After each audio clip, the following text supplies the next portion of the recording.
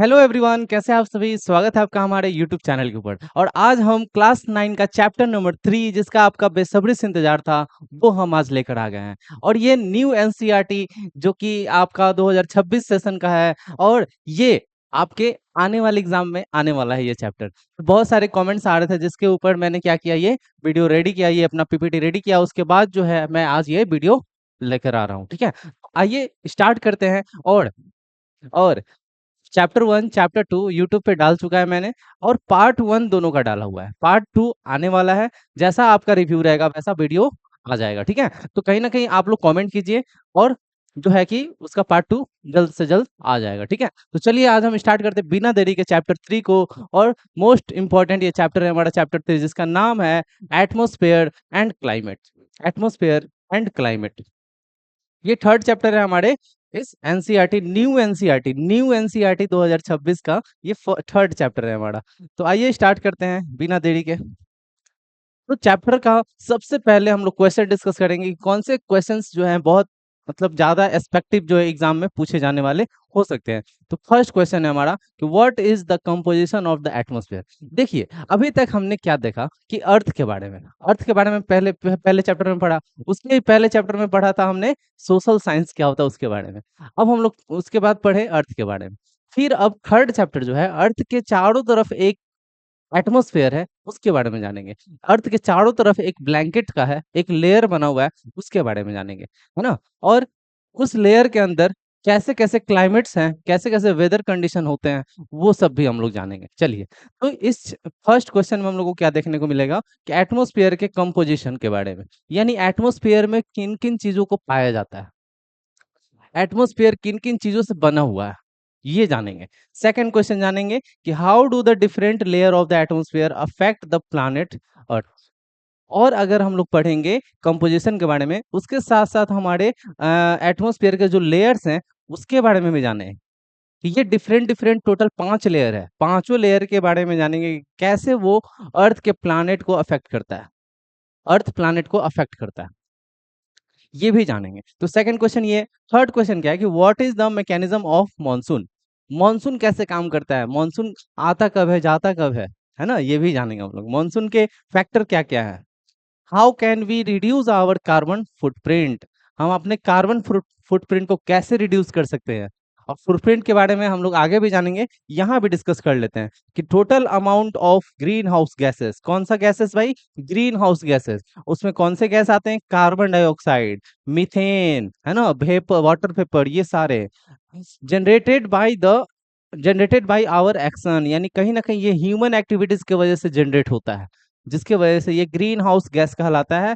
और यही जो है टेम्परेचर इंक्रीज करने का भी काम करता है हमारे एटमॉस्फेयर का। तो ये सब भी हम लोग डिस्कस करेंगे इस चैप्टर के अंदर। तो ये चार मेन मेन क्वेश्चंस थे, ठीक है, जिसको हमने अभी डिस्कस किया।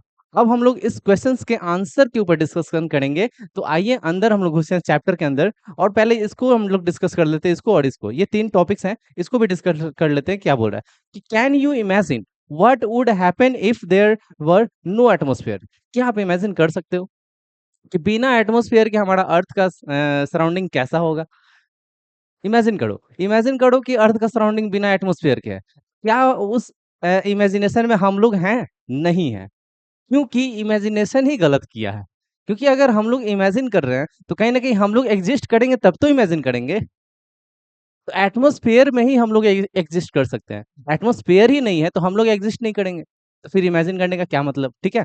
कोई भी प्लांट हो, एनिमल हो, बिना एटमॉस्फेयर के एग्जिस्ट नहीं कर सकता है, because of oxygen in present atmosphere, है ना, ऑक्सीजन प्रेजेंट इन एटमॉस्फेयर। तो discuss your thought with in your friend, है ना, ये बोल रहा है डिस्कस करने के लिए। एटमॉस्फेयर क्या होता है, एटमॉस्फेयर एक ब्लैंकेट है। ब्लैंकेट मतलब समझते हो, चादर।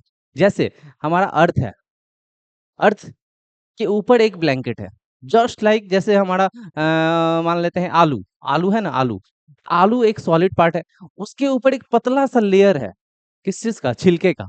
आलू के छिलके का एक पतला सा लेयर है, वही पतला सा लेयर हमारा क्या है, एटमॉस्फेयर है। और अंदर का जो आलू है वो कौन सा है, वो क्या है हमारा? अर्थ है। वो कौन है? हमारा अर्थ है। ठीक है, हमारा अर्थ का काम करता है वो आलू, और ऊपर का जो लेयर है वो एटमोस्फेयर का काम करता है। ठीक है, जो छिलका है वो एटमोस्फेयर का काम करता है। ठीक है, तो वही चीज यहाँ पे लिखा हुआ है कि इसी छिलके के अंदर आपके हर चीज आ जाते हैं, 5 गो लेयर आ जाते हैं, इसी में टेम्परेचर होता है, लाइफ को भी प्रोटेक्ट करता है ये हमारा छिलका, यानी आलू को प्रोटेक्ट करता है ये हमारा छिलका, यानी एटमोस्फेयर। ठीक है, यानी वेदर, क्लाइमेट, टेम्परेचर सारा चीज इसी में आता जाता है, इसी में होते रहता है। ठीक है, इसी एटमोस्फेयर के अंदर ही होता है। ठीक है, चलिए आगे बढ़ेंगे नेक्स्ट स्लाइड की तरफ। अभी तक हमने इसको डिस्कस किया। नेक्स्ट स्लाइड हमारा क्या बोलता है? इंट्रोडक्शन में हम लोग पढ़ेंगे, क्या पढ़ेंगे भाई? तो इसमें हम लोग देखेंगे कि एटमोस्फेयर के बारे में क्या जानेंगे। एटमोस्फेयर के बारे में तो looking up at the sky, अगर हम लोग स्काई में देखते हैं, आसमान में देखते हैं, तो क्या दिखता है? क्लाउड दिखता है, सनशाइन दिखता है, और या तो हम लोग क्या महसूस करते हैं? या तो ठंड या तो गर्म, यही सब महसूस करते हैं। All result of the atmosphere, ये सारा कहाँ होता है? एटमोस्फेयर के ही अंदर होता है। The blanket of air surrounding of the earth, यानी अर्थ के ऊपर एक ब्लैंकेट है, जस्ट लाइक मैंने क्या बोला? आलू, आलू के ऊपर छिलका। ठीक है, जस्ट लाइक वैसा ही एटमोस्फेयर, ये देखो, ये है ऐसा ब्लैंकेट टाइप का, है ना? ये इसी के अंदर हमारा सारा लेयर है एटमोस्फेयर का, और ये हमारा अर्थ का सराउंडिंग हो गया, अर्थ का ये हमारा सरफेस हो गया। ठीक है, तो इसी के ऊपर एक लेयर बना हुआ है। The atmosphere is held around the earth by gravity, the force of attraction earth mass exert on nearby object, and is mixture of gases vital for survival of all living being। चलिए, यहाँ पे क्या बोला है कि ये जो हमारा एटमॉस्फेयर है, इसको अगर होल्ड कर रहा है, इसको अगर रोक कर रखा है, तो ये कहीं ना कहीं ग्रेविटी, फोर्स ऑफ अट्रैक्शन इसको रोक करके रखा है, इस एटमॉस्फेयर को। यानी कहीं ना कहीं अर्थ का एक फीचर है जिसको हम लोग बोलते हैं force of attraction. Force of attraction जो क्या करके रखा है? एटमॉस्फेयर को पकड़ के रखा है, नहीं तो एटमॉस्फेयर कहीं और चला जाता है ना। तो एटमॉस्फेयर को पकड़ के कौन रखा है? हमारा फोर्स ऑफ अट्रैक्शन, जिसको हम लोग अपने आम भाषा में गुरुत्वाकर्षण बोलते हैं और ग्रेविटी भी बोलते हैं। ठीक है, तो इसी के अंदर क्या है? हमारा मिक्सचर ऑफ गैसेस है ना? Survival of all living beings, इसी मिक्सचर ऑफ गैस के अंदर सर्वाइव करता है सारे लिविंग ऑर्गेनिज्म, जितने भी हैं, प्लांट, एनिमल, ह्यूमन बींग, सारे लोग। ठीक है, आगे बढ़ते हैं, फंक्शन का बात करेंगे, एटमॉस्फेयर के फंक्शन का। तो इसका फंक्शन जो है, एटमॉस्फेयर का फंक्शन क्या है भाई? तो पहला function, shield us from harmful solar radiation. सोचिए, एक कवच का काम कर रहा है, जैसे अंडा के अंदर यॉल्क है ना? उस यॉल को कौन बचा के रखा है? अंडा के ऊपर जो शेल है वो, तो वही शेल हमारे एटमॉस्फेयर को भी कहा जा रहा है कि ये एक कवच का काम करता है, हमको बचाता है किन चीजों से? तो सोलर रेडिएशन से। सोलर रेडिएशन से, जो हमारा सोलर रेडिएशन आता है उससे हमको बचाने का काम करता है कौन? ये हमारा atmosphere. Atmosphere block harmful radiation like ultra violet, very very very खतरनाक रेज है, ये सन का रे है, ये खतरनाक। तो वो खतरनाक रेज से कौन बचाता है हमको? तो ये हमारा एटमॉस्फेयर बचाता है। और एटमॉस्फेयर में कौन सा लेयर बचाता है ये जानेंगे, ये इंपॉर्टेंट है। चलो आगे बढ़ते हैं।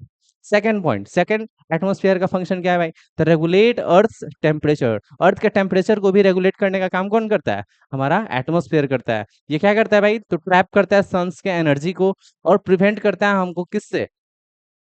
है ना? प्रिवेंट करता है किससे? वो स्पेस में ना चला जाए, सन का एनर्जी आए और स्पेस में ना चला जाए, तो उसको ट्रैप करता है, पकड़ के रखता है ना?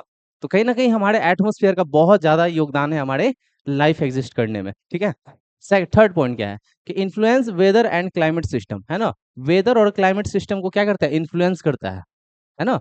कहीं न कहीं वेदर और क्लाइमेट सिस्टम को इन्फ्लुएंस करता है, कहीं न कहीं ये सारा चीज़ ऊपर-नीचे बदलाव करता है। It affect temperature, humidity, air pressure, shaping weather and climate. तो कहीं न कहीं हमारे एटमॉस्फेयर का क्या-क्या योगदान है ये जान गए। पहला योगदान क्या है? कि सोलर रेडिएशन से बचाता है, दूसरा रेगुलेट करता है, टेम्परेचर करता है रेगुलेट, तीसरा क्लाइमेट और वेदर कंडीशन को अफेक्ट करता है, यानी टेम्परेचर को अफेक्ट करता है, ह्यूमिडिटी, एयर प्रेशर, इन सब को अफेक्ट करता है कौन? हमारा एटमॉस्फेयर। तो देखा कितना तगड़ा वाला फंक्शन करता है ये, कितना तगड़ा वाला फंक्शन करता है। जैसा हमारा फोन फंक्शन करता है ना स्क्रॉल करने में, वैसा ही फंक्शन नहीं, इसका और ज्यादा एडवांस फंक्शन है भाई। एडवांस फंक्शन है। लाइक ये देखो एकदम खतरनाक खतरनाक एडवेंचर लाइफ जी रहा है एटमॉस्फेयर, एडवेंचर लाइफ। चलिए आगे बढ़ेंगे, आगे बढ़ेंगे तो आगे हमारा है next slide. Composition most important, composition maximum बच्चों को ये पता ही नहीं होता है कि एयर के अंदर किन किन चीजों का कंपोजिशन मिक्सअप है, किन किन चीजों का कंपोजिशन मिक्सअप है, ये बहुत सारे बच्चों को पता ही नहीं होता है। तो चलिए जानेंगे एटमॉस्फेयर के अंदर कंपोजिशन क्या है। तो सबसे ज्यादा आप देख पा रहे हो कौन सा है, नाइट्रोजन। फिर सेकंड नंबर पे हमारा कौन बैठा है, मोस्ट इंपॉर्टेंट, एक बहुत ही सुंदर, जिसका नाम है ऑक्सीजन। ऑक्सीजन, है ना, जिसके बगैर एक पल भी जीना मुश्किल है ना, है ना। सबसे बड़ा क्रश हमारा कौन होता है, ऑक्सीजन होता है, इसके बिना जीना बहुत ही मुश्किल है। तो सबसे बड़ा क्रश कौन सा हो गया, हमारा ऑक्सीजन हो गया, ठीक है। 21%, भले ही प्यार बहुत कम है, 21% ही प्यार है, लेकिन लेकिन बिना इसके जिंदा नहीं रह पाएंगे, ठीक है। तो ऑक्सीजन मोस्ट इंपॉर्टेंट। तो नाइट्रोजन हमारा 78%, ऑक्सीजन 21%, है ना, इसेंशियल ब्रीदिंग एंड लाइफ। और ये abundant gas vital for life, ये भी लाइफ के लिए बहुत जरूरी है। अदर गैसेस का बात कर लेंगे तो वो इतना लगभग 2%, ठीक है, लगभग 1%, लगभग 1%।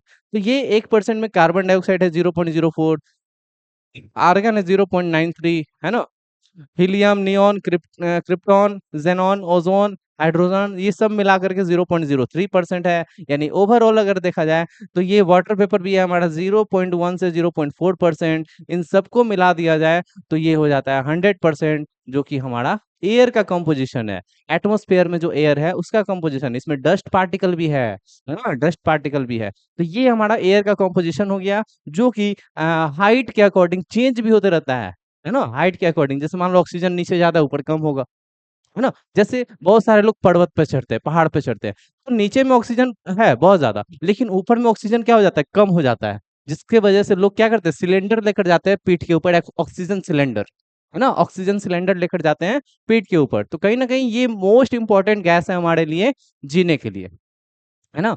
अभी जस्ट मैंने बोला प्यार कम है भले, लेकिन जरूरी बहुत है वो चीज, है ना। प्यार कम है, 21% ही है, लेकिन जरूरी बहुत है। चलिए आगे बढ़ेंगे, नेक्स्ट स्लाइड के ऊपर हम लोग लेयर का बात करेंगे। मोस्ट इंपॉर्टेंट, सबसे यूनिक टॉपिक आ गया हमारा भाई इस टॉपिक में। इतने सारे टॉपिक में सबसे यूनिक टॉपिक हमारा लेयर का बात करेगा। अब 5 लेयर है हमारा, ये पांचों लेयर के बारे में जानेंगे। इन पांचों लेयर के बारे में जाने तो सबसे पहले हम लोग बात करेंगे ट्रोपोस्फेयर। ट्रोपोस्फियर, ये देखो, ये आप अप टू 12 किलोमीटर एवरेज, यानी एवरेज हाइट दिया हुआ है कि 12 किलोमीटर तक जो हाइट आप जाओगे वहां तक आपको कौन सा मिलेगा, लेयर, ट्रोपोस्फियर मिलेगा, ठीक है। स्ट्रेटोस्फियर का बात करेंगे तो ये 50 किलोमीटर तक आपका एवरेज हाइट जो है वो स्ट्रेटोस्फियर मिलने वाला है। मेसोस्फियर का बात करेंगे तो अप टू 80 किलोमीटर तक आपको मेसोस्फियर का थिकनेस है ना। थर्मोस्फियर का बात करेंगे तो 80 to 700 किलोमीटर, सोचिए कितना मोटा लेयर है, कितना मोटा लेयर है ये थर्मोस्फेयर, ठीक है। सबसे लास्ट अपर मोस्ट लेयर जो कि अंतरिक्ष में भी चला जाता है, ये हमारा एग्जोस्फेयर, ठीक है, सबसे लास्ट का लेयर है। जान लेते हैं इन सबका प्रॉपर्टी क्या क्या है, फीचर क्या क्या है। तो फीचर सबका सामने सामने दिया हुआ है। चलिए आगे बात करेंगे। पहला, लोवेस्ट लेयर, सबसे नीचे अगर लेयर है तो बेचारा कौन है, ट्रोपोस्फेयर है, सबसे नीचे बेचारा है, सबसे नीचे। यानी देखो ये ऐसे करके ऐसे कैसे 5 लेयर है, 5 लेयर, 1 2 3 4 5। तो ये वाला लेयर जो है ये हमारा ट्रोपोस्फेयर है। ये कौन सा लेयर है, ये ट्रोपोस्फेयर है। उसके बाद है हमारा स्ट्रेटोस्फेयर, यानी ये लेयर हमारा स्ट्रेटोस्फेयर हो गया। फिर है मेसोस्फेयर, ये मेसोस्फेयर, ये थर्मोस्फेयर और ये एक्सोस्फेयर। इसके ऊपर बढ़ेंगे तो यूनिवर्स आ जाता है, अंतरिक्ष आ जाता है ना, यूनिवर्स। ये है troposphere, stratosphere, mesosphere, thermosphere, exosphere. तो ये सारा हमारा लेयर है, ठीक है। चलिए आगे बढ़ेंगे, बात करेंगे इन सब के प्रॉपर्टीज के बारे में, फीचर्स के बारे में। लोवेस्ट लेयर है हमारा ट्रोपोस्फेयर, है ना। टेम्परेचर डिक्रीज होता है विथ एल्टीट्यूड, है ना। अगर जैसे ही हम लोग, ये हमारा सरफेस है अर्थ का, जैसे ही इसके ऊपर जाएंगे, इसके ऊपर जाएंगे तो टेम्परेचर क्या होगा, घटते जाएगा। इसके ऊपर जाएंगे, अर्थ के सरफेस से ऊपर जाएंगे तो टेम्परेचर नीचे जाएगा, मीन्स टेम्परेचर घटता चला जाएगा। यानी मान लेते हैं अर्थ के सरफेस पे 20 डिग्री सेल्सियस है, तो ऊपर जाते जाते 10 हो जाएगा, 12, ये घटेगा, मतलब 20 है तो 18, 17, 15, 14, 12, 10, 5 ऐसे होते चला जाएगा। तो टेम्परेचर क्या होगा, घटेगा, है ना, डिक्रीज होगा। Contain the air we breathe most water vapour and cloud. यानी इसके अंदर एयर है सांस लेने के लिए। आपके वाटर वेपर भी हमारे इस ट्रोपोस्फेयर के लेयर में मिल जाएंगे।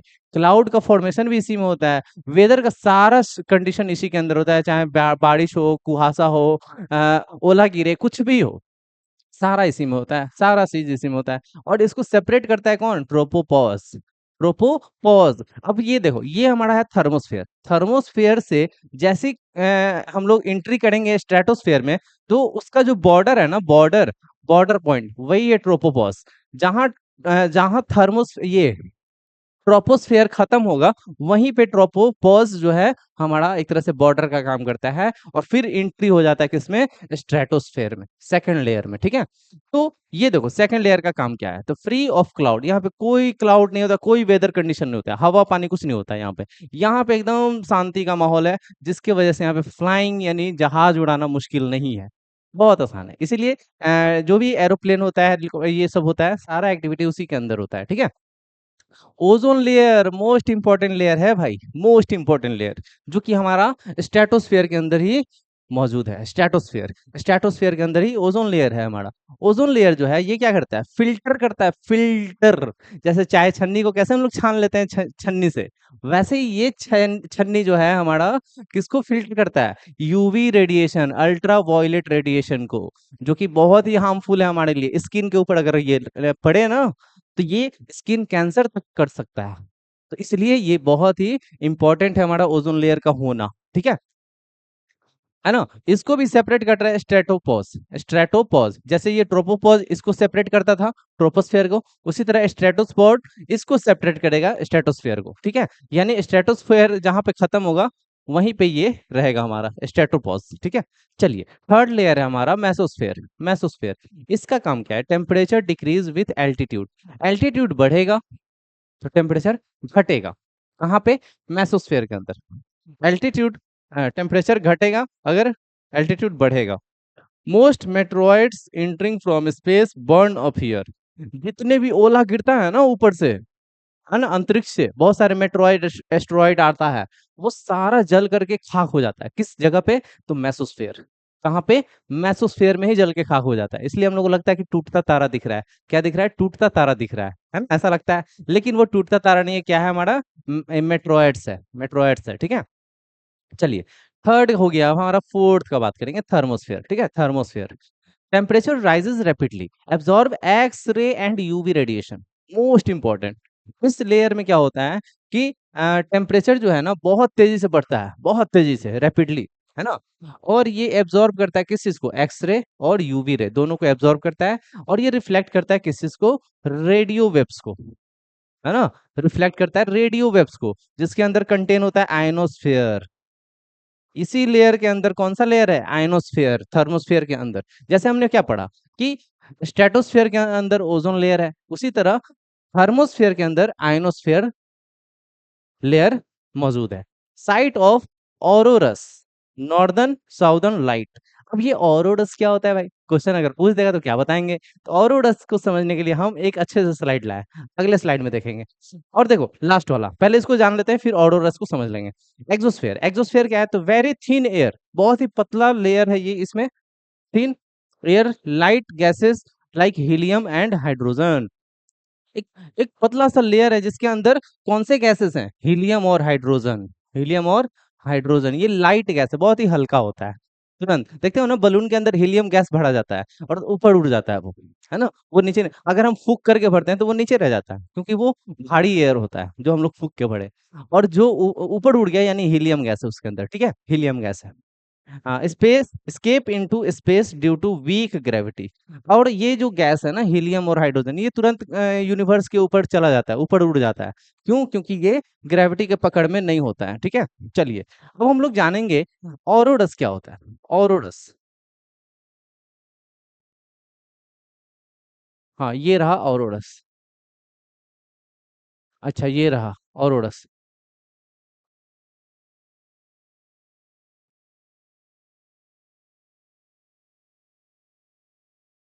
हाँ चलिए, ऑरोडस समझेंगे। इसको समझने के बाद यहाँ पे हमने हिंदी में लिख लिया है सारा चीज, लेकिन इसको समझ लेते हैं पहले, उसके बाद ऑरोडस समझेंगे। ठीक है, ऑरोडस इसके बाद समझ लेंगे, इस स्लाइड के बाद। पहले स्ट्रक्चर ऑफ एटमॉस्फेयर में समझ गए हम लोग सारा चीज कि कैसे कैसे स्ट्रक्चर होता है। अब उसके लेयर्स के बारे में, उसके थोड़े फीचर्स के बारे में जान लेते हैं। तो लेयर स्ट्रक्चर का बात करेंगे तो एटमॉस्फेयर डिवाइड है 5 लेयर में, ठीक है। और सबका अपना अपना कैटेगरी है, अपना अपना फीचर है, ठीक है। सबका टेम्परेचर अलग अलग है, डेंसिटी अलग अलग है विथ इंक्रीजिंग एल्टीट्यूड। अगर बात करेंगे कि the atmosphere is divided into layer based on change in temperature and density with increasing altitude. अगर बात करेंगे कि हमारा जो लेयर है एटमॉस्फेयर का, वो डिवाइडेड है लेयर बेस पे, ठीक है। और किसी में टेम्परेचर ज्यादा है, किसी में कम है, किसी में डेंसिटी ज्यादा है, किसी में कम है। ऐसा ही है फीचर हमारे लेयर्स के। एयर डेंसिटी का बात करेंगे तो air density is higher near earth surface. Earth के सरफेस पे एयर डेंसिटी क्या होगा, ज्यादा होगा। और हाइट पे जैसे ही जाएंगे ना, अर्थ के सरफेस से ऊपर जाएंगे तो क्या होगा, घटता चला जाएगा, क्या, एयर डेंसिटी, है ना, हवा का मात्रा घटता चला जाएगा।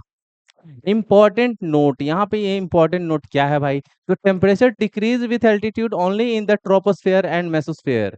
यानी हम लोग क्या बात किए कि ट्रोपोस्फेयर और मेसोस्फेयर, ये है हमारा ट्रोपोस्फेयर, ये रहा ट्रोपोस्फेयर और ये रहा मेसोस्फेयर। इसी में क्या होगा, टेम्परेचर डिक्रीज होगा। जैसे ही हाइट बढ़ेगा तो क्या होगा, टेम्परेचर डिक्रीज होगा। हाइट बढ़ेगा टेम्परेचर डिक्रीज होगा, हाइट बढ़ेगा टेम्परेचर डिक्रीज होगा, ठीक है। चलिए आगे बढ़ेंगे। और अगर बात करेंगे, it increase in the stratosphere and thermosphere. Stratosphere and thermosphere, इसमें क्या होगा, टेम्परेचर इंक्रीज होगा। हाइट बढ़ेगा तो टेम्परेचर इंक्रीज होगा। जैसे जैसे हाइट बढ़ेगा वैसे वैसे टेम्परेचर बढ़ेगा, जैसे जैसे हाइट बढ़ेगा वैसे वैसे टेम्परेचर बढ़ेगा। चलिए ठीक है, किसमें ऐसा होगा, तो स्ट्रेटोस्फेयर में होगा और थर्मोस्फेयर में होगा। स्ट्रेटोस्फेयर में होगा और थर्मोस्फेयर में होगा। जैसे जैसे हाइट बढ़ेगा टेम्परेचर भी बढ़ेगा, ठीक है। चलिए आगे बात करेंगे, एल्टीट्यूड क्या होता है भाई। तो हम लोग पता कर लिए कि एल्टीट्यूड क्या होता है, तो height of the location above the mean sea level. यानी कभी भी कभी भी हाइट को मेजर करते हैं कि भाई ये पहाड़ का हाइट कितना है, ये प्लेन का हाइट कितना है, ये प्लेटू का हाइट कितना है, या फिर बोल सकते हैं इस क्या बोलते हैं, थर्मोस्फेयर का हाइट कितना है, मेसोस्फेयर का हाइट कितना है, कितना हाइट तक गया, कहाँ से मेजर करते हैं, ऐसी थोड़ी हवा से, हवा में होकर के मेजर कर लेते हैं, नहीं, सी लेवल से मेजर करते हैं। कहाँ से, सी लेवल से। यानी 0.0 से स्टार्ट होता है, यानी जीरो का वैल्यू जो है, ऑरिजिन वैल्यू जो है वो है हमारा सी लेवल, ठीक है। सी लेवल से ही हमारा हाइट को मेजर किया जाता है। चलिए, ये क्या लिखा है, ऑरोरा। ऑरोरा क्या होता है भाई, ये भी समझेंगे हम लोग। तो ऑरोरा जो है क्या होता है कि come from the Latin word, ये कैसा वर्ड है, लैटिन वर्ड है, जिसका मतलब होता है डॉन या फिर मॉर्निंग लाइट, जिसका मतलब होता है डॉन या फिर मॉर्निंग लाइट। और ये वर्ड आया कहाँ से, तो रोमन गॉडेस ऑफ डाउन, है ना, after the Roman goddess of down, ये वर्ड आया है, रोमन वर्ड है, ठीक है, कॉज्ड बाय। अब ये होता कैसे है ये जानेंगे, तो समझ लेते हैं आगे, समझ लेते हैं यहाँ पे अब हम लोग ऑरोरस के बारे में। ऑरोरा, देखिए ऑरोरा, ऑरोरा क्या होता है समझिएगा ध्यान से। क्या लिखा है यहाँ पे कि अरोड़ा पृथ्वी के ध्रुवीय क्षेत्रों, यानी उत्तरी और दक्षिण ध्रुव, यानी जो हमारा अर्थ है ना, अर्थ जो है इसके ऊपर यानी नॉर्थ पोल, और यहाँ पे नीचे में साउथ पोल, नॉर्थ पोल और साउथ पोल के आसमान में रात के समय दिखाई देने वाली एक प्राकृतिक और बेहद खूबसूरत रंगीन रोशनी है ना। जैसे यहाँ पे जो आसमान होगा हमारा, यहाँ पे जो आसमान होगा, एक खूबसूरत इधर भी आसमान होगा, एक खूबसूरत इधर भी आसमान होगा। तो कहीं ना कहीं इस ये जो है हमारा, ये क्या है, एक तरह से स्काई, स्काई, ठीक है, स्काई, ये क्या है हमारा, स्काई। तो स्काई है जो आसमान है, एक खूबसूरत नजारा होगा, रंगीन नजारा, रंगीन, और रंगीन रोशनी जैसा दिखेगा। और उस रोशनी में अलग अलग कलर दिखेंगे। इसे ध्रुवीय, इसे उत्तरी ध्रुवीय प्रकाश, यानी अगर उत्तर साइड में है, नॉर्थ साइड में, तो उत्तर ध्रुवीय प्रकाश, और साउथ में है तो दक्षिण ध्रुवीय प्रकाश, यानी north pole, north pole light, south pole light, है ना, north pole light, south pole light. लेकिन इसको इस भाषा में क्या कहते हैं, जो नॉर्थ वाला साइड में है, ऑरोरा बोरलेस, बोरियलिस, ऑरोरा बोरियलिस। ये नॉर्थ साइड में रहेगा तो ऑरोरा बोरियलिस, ऑरोरा बोरियलिस। और दक्षिण साइड में यानी साउथ साइड में तो इसको बोल देंगे ऑरोरा ऑस्ट्रियलिस, ऑरोरा ऑस्ट्रियलिस। ये नाम आपको याद रखने हैं, ठीक है, ये नाम आपको याद रखने हैं। नॉर्थ साइड में होगा तो ऑरोरा ब्रोलिस, है ना, बोरोलिस। और साउथ साइड में होगा तो ऑरोरा ऑस्ट्रियलिस, ऑरोरा ऑस्ट्रियलिस, ठीक है। भी कहा जाता है यह अद्भुत खगोलीय घटना तब घटती है, ये कब होता है भाई, कब होता है, जब सूर्य जो है, सूर्य से निकलने वाले अवशेषित कण, यानी सूर्य से जो निकलते हैं ना पार्टिकल्स, पार्टिकल्स आयंस, वो जो है रेडिएशन के फॉर्म में आता है, वो जो है सोलर विंड, है ना, तीव्र गति से यानी बहुत तेजी से पृथ्वी की तरफ आता है ना, ये वायुमंडल में प्रवेश करते हैं और ये हमारे एटमॉस्फेयर के अंदर क्या करता है, एंट्री लेता है। जब ये कण हमारे वायुमंडल में मौजूद गैसों यानी हमारे एटमॉस्फेयर के अंदर जो अवेलेबल गैस है उसके साथ क्या करता है, जैसे ऑक्सीजन और नाइट्रोजन इसके साथ क्या करता है, टकराता है। तो एक ऊर्जा यानी एक एनर्जी निकलता है उससे, एक एनर्जी निकलता है जो आसमान में हरे, लाल, नीले और बैगनी रंग की चमकदार रोशनी के रूप में दिखाई देती है, चमकदार रोशनी के रूप में दिखाई देती है ये चीज। तो सोचिए कि अर्थ ये सन से निकला रेडिएशन पार्टिकल्स जो भी आ रहा है वो अर्थ के पास आया, अर्थ के सराउंडिंग में घुस गया, एटमॉस्फेयर में घुसने के बाद वो गैसों से मिल गया, मिलने के बाद एक रोशनी उत्पन्न करता है जो कि अलग अलग कलर का वो लाइट होता है, हरे, लाल, नीले, बैगनी, इन सब रंगों के चमकदार रोशनी के रूप में दिखाई देता है। उसी को हम लोग बोलते हैं ऑरोरा। क्या बोलते हैं, ऑरोरा। कोई दिक्कत, कोई दिक्कत नो सर। चलिए आगे बढ़ते हैं। अब हम लोग बात करेंगे ये चीज, why we don't feel atmospheric pressure. आखिर हम लोग का एटमोस्फेरिक प्रेशर क्यों नहीं फील होता है, क्यों नहीं फील होता है? तो यहाँ पे साफ भाषा में लिखा है कि इसलिए फील नहीं होता है क्योंकि air presses on us from all side. हवा चारों तरफ हमारे ऊपर प्रेशर लगा रहा है, हवा चारों तरफ से हमारे ऊपर प्रेशर लगा रहा है और हमारा बॉडी जो है एक्सर्ट कर रहा है an equal counter pressure in response. लेकिन बदले में हमारा बॉडी भी रिस्पॉन्स कर रहा है भाई, है ना। बाहर की तरफ प्रेशर लगा रहा है, बाहर की तरफ हमारा बॉडी बाहर की तरफ प्रेशर लगा रहा है जिसके वजह से एक्सटर्नल प्रेशर हमारे ऊपर ज्यादा इफेक्ट नहीं डाल पाते हैं, ठीक है, बाहरी प्रेशर। चलिए आगे बढ़ेंगे, यहाँ से हम लोग यहाँ तक तो क्लियर हो गया। अब बढ़ेंगे आगे, ये समझ गए हम लोग।